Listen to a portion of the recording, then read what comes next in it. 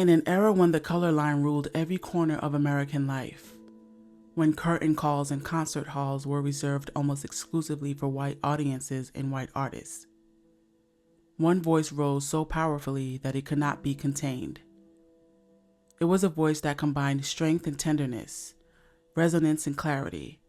It traversed nearly 2.5 octaves effortlessly, sparkling in its highest notes and resonating like a contralto in its depths. Critics struggled to describe it, reaching for superlatives such as bell-like, majestic, and astonishing. They compared her to who they considered one of the greatest opera singers of her time, Adelina Patti, calling her the Black Patti. But she never embraced that name. She preferred one she rightfully earned, Madame Sissieretta Jones.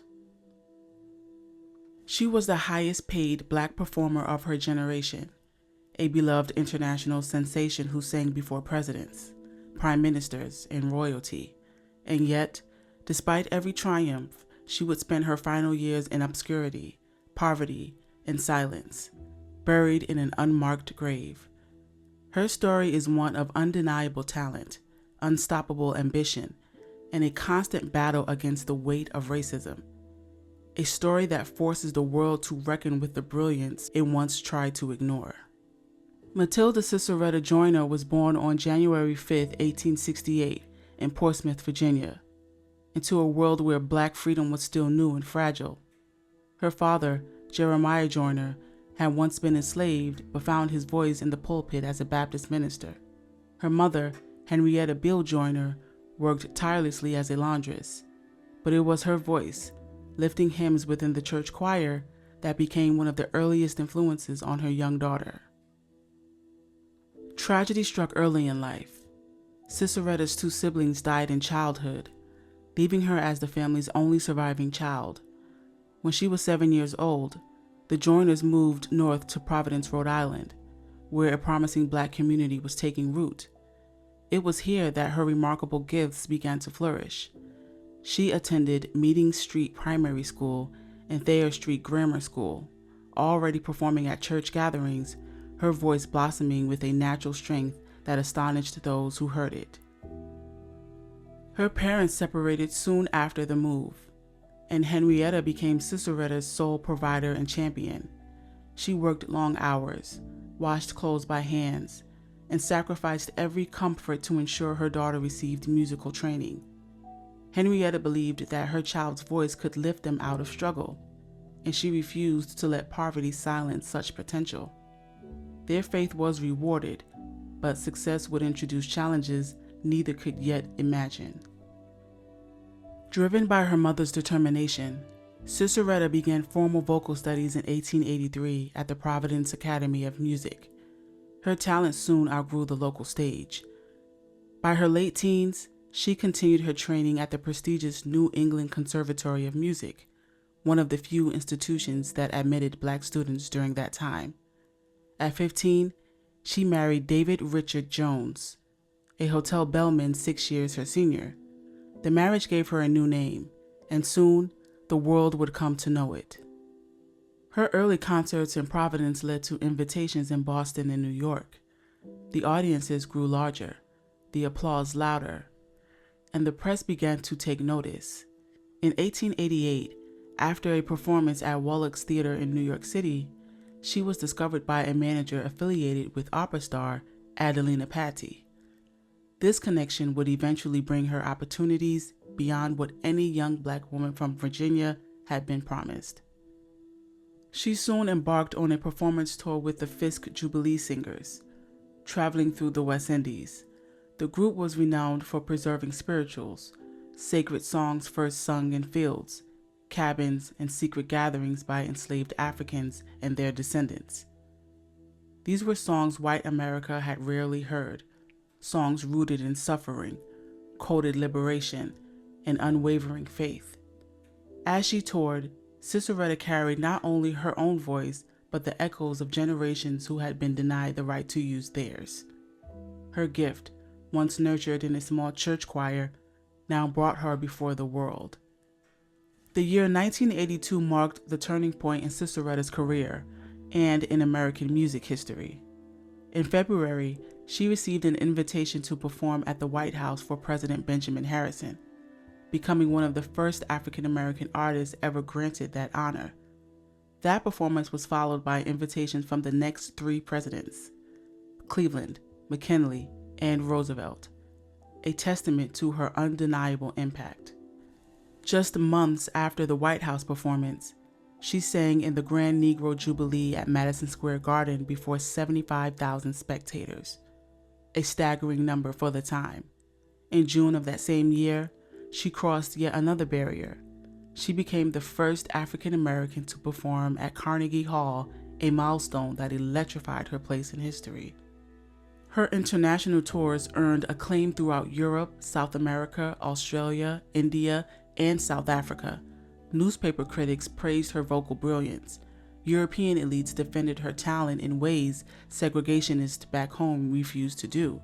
She dazzled audiences across continents, but at home, hostile walls still stood tall. White opera companies would not cast her in leading roles. Some refused to perform on the same stage. She was good enough to entertain presidents, but not welcome beside white singers in America's grandest opera houses. At the height of her fame, she learned the harsh truth: talent alone would not silence prejudice. Just as Sissieretta's star reached its brightest glow, Plessy versus Ferguson struck the nation in 1896, solidifying Jim Crow through its doctrine of separate but equal. Segregation and racial terror surged almost immediately. The ruling did not simply change laws, it changed lives.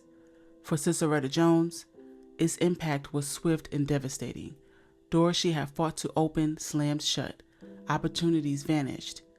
She was allowed to sing, but only on terms set by society determined to limit her.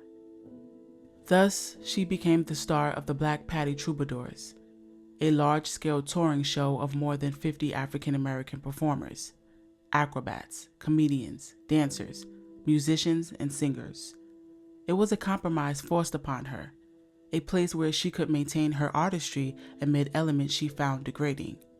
She traveled relentlessly, 5 to 6 cities per week, 42 to 45 weeks per year, 19 years without rest. Hotels denied the troupe lodging. Some towns refused them water or food. Even their private rail car, purchased to escape racial refusals, could not spare them from hatred on the tracks. It was grueling. It was exhausting. Yet for many Black spectators, seeing a regal Black woman command a stage in elegance and pride was transformative. She earned a fortune, but paying for the dignity of art under oppression came with a steep emotional and physical cost. Her dazzling gowns and brilliant medals shimmered under the harshest reality. America allowed her to entertain, but not to soar. By the early 1900s, years of constant touring strained Sissieretta's voice. Her health wavered. Her finances grew unstable. Meanwhile, her personal life unraveled in heartbreaking ways. Her only child had died in infancy. Her marriage deteriorated under the weight of alcoholism and jealousy, ending in divorce in 1899. Her beloved mother's health declined rapidly. In 1915, Sissieretta made the most difficult decision of her life. She left the limelight to become her mother's caretaker in Providence. After years of worldwide recognition, she now struggled to support herself financially. Forced to sell treasured gowns, jewels, and souvenirs from global tours. She worked quietly, teaching neighborhood children how to sing. When her mother passed away, she remained in the home they shared, a place once filled with hopes of greatness, now haunted by memories of what had been lost. The fame that carried her across oceans no longer reached her doorstep. As years passed, the public forgot about the woman who broke the music world wide open. Her faith, once rooted in hymns, carried her to her final act. Madame Sissieretta Jones died of cancer on June 24, 1933, at the age of 65, in the same city where her mother had fought to help her dream. She was buried in an unmarked grave. The world's not ready yet to honor a woman who made its music richer. But history, slow as it may be, eventually corrects its greatest wrongs. Today, scholars and musicians recognize her as a pioneering force of classical performance, a woman who shattered the ceiling that once suffocated Black opera singers. She inspired those who came after her. Marian Anderson, whose 1939 Lincoln Memorial performance changed the nation. Leontine Price, whose voice conquered the Metropolitan Opera, and countless other Black vocalists who now stand on the biggest stages in the world. Every note they sing carries an echo of the woman who sang before them, the woman who dared to take the stage even when the stage was not offered. In 2018, 85 years after her death, a grave maker was finally placed to honor her life and contributions. At last, the silence that once surrounded her burial gave way to remembrance. And so the legacy of Madame Sissieretta Jones stands today as both a triumph and a warning.